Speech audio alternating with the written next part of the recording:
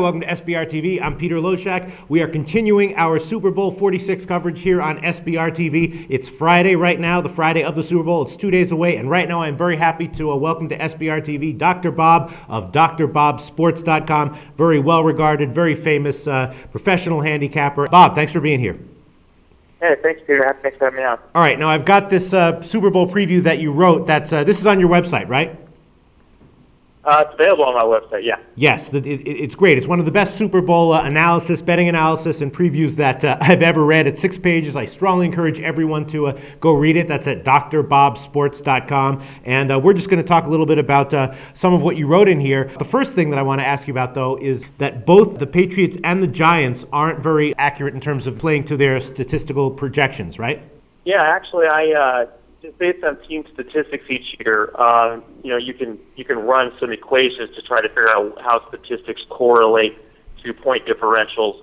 And so, going back many years, I always thought to track teams to see what their statistical projections were and their actual point margins were. And usually, plus or minus a little bit each year, and that's just variance. But there are certain coaches that are positive every single year, and New England is one of those teams. They outplay their statistics every single year. For instance, if New England was expected to outscore their opponents by 8.0 points per game based on their statistics, they'll be something like plus 9.5. I mean, they've outplayed their statistics by about 1.5 points consistently, except for the year Brady was out. So with Brady and Belichick together, they've consistently outplayed their statistics and it turns out to be about an average of about 1.5 points. This year, it's actually a little bit higher than that. Wow. They've actually outplayed their stats by, look at their defensive stats for the year, giving up over 400 yards and over 6 yards of play, and they only gave up less than 21 points. So, most of that is on the defensive side is where that difference exists. But the Giants are actually negative. They've underperformed their statistics consistently under Tom Coughlin, and they did so again this year too. So I think that played in a little bit to my analysis. I had to kind of factor that in. All right, so in light of all that, I'm looking at your conclusions here, and your math model says that it should be closer to Pick'em, which a lot of people have thought this line should be, but then when you take everything we just talked about into consideration, you have the line at roughly about -3 for the Patriots, so you have no opinion on the side, which is another, sort of opinion that I've heard from a lot of sharp people that I've talked to, but like a lot of other people, you really like the under at when it was at 55. Now it has been bet down to 53, although it didn't get bet down until very recently. So tell us a little bit about why you like the under. Well, I think both teams. I think people know that both teams are improved defensively. I mean, the Giants. It's since Umanor and Justin Tuck came back from injuries. I mean, the defensive line that they have now has only played together for 9 games this season, and most recently, since I think week 17 is when they all came back. Just look at those 9 games with all 6. Basically, they have a six-player rotation, 6 or 7 player rotation. With all those guys available in those 9 games, the Giants' defense has been a lot better statistically than they have for the season. For the season, they're a little bit better than average, but in those 9 games, with all of their defensive linemen healthy, they're about 0.6 yards per play better than average, as opposed to 0.1 yards per play, which is what you get for the whole season. And on the other side of the ball, I think a little bit tougher to figure out is New England. I mean, their stats for the season are horrible. They give up 6 yards a play and 400 yards a game. But they started this season, obviously they were epically bad at the beginning of the season defensively. They started to make some changes in their secondary in week 4. They put in the strong safety change. How do you pronounce his name? Digbo? I think is how to pronounce his name. I actually don't know how to pronounce it. I pronounce it Digbo. Yeah, that's it. Yeah. I'll let you say it from now on. So he moved to strong safety, which actually helped as Patrick Chung was really struggling at strong safety, and Chung moved to free safety at that time.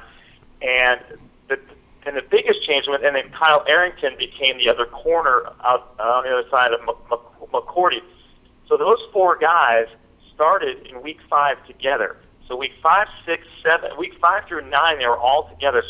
And they played 4 teams that are actually pretty good passing teams, well, excluding the Jets. So they played the Jets, Cowboys, Steelers, and Giants. in those 4 games, they gave up 6.3 yards per pass play against quarterbacks that would normally average 6.7. So they went from being epically bad to being better than average once those 4 guys became their starting secondary. The problem was Patrick Chung got hurt. He missed 6, 7, or 8 games in a row until week 16. When he comes back week 17, I think, to start, and all of a sudden the secondary got better again. So in the games in which the current starting secondary has been together, there's only been 7 games like that. They give up an average of 6.1 yards per pass play to quarterbacks that would normally average 6.4. So they actually, although their defensive pass statistics look horrible for the season, in the 7 games in which their current secondary has been together, they've actually been better than average defensively, and also better than average against the run defensively with those 7 guys, because with better coverage, they're able to do some other things. Also, Spikes, the linebacker, was out for the same games that Patrick Chung missed during that season. Spikes was out too, so maybe the better run defense has to do with him too. But whatever the reason, the run defense and the pass defense has been better than average in those 7 games with their current defensive alignment. So, and I think that's not just random. I actually think there's something to it. Right. It's been pretty consistent. If you look at weeks 5 through 9, they were much better. Chung gets hurt, they're terrible again. He comes back, defense has been good again. So I think what you have is an undervalued Patriots defense. I don't think the Giants defense is undervalued necessarily, because I think people realize that when their defensive linemen all came back that they got better. But I think the big difference is that the Patriots defense is so much better, with all those guys together. So I think what I came up with, my math came up with 55 points also based on season stuff.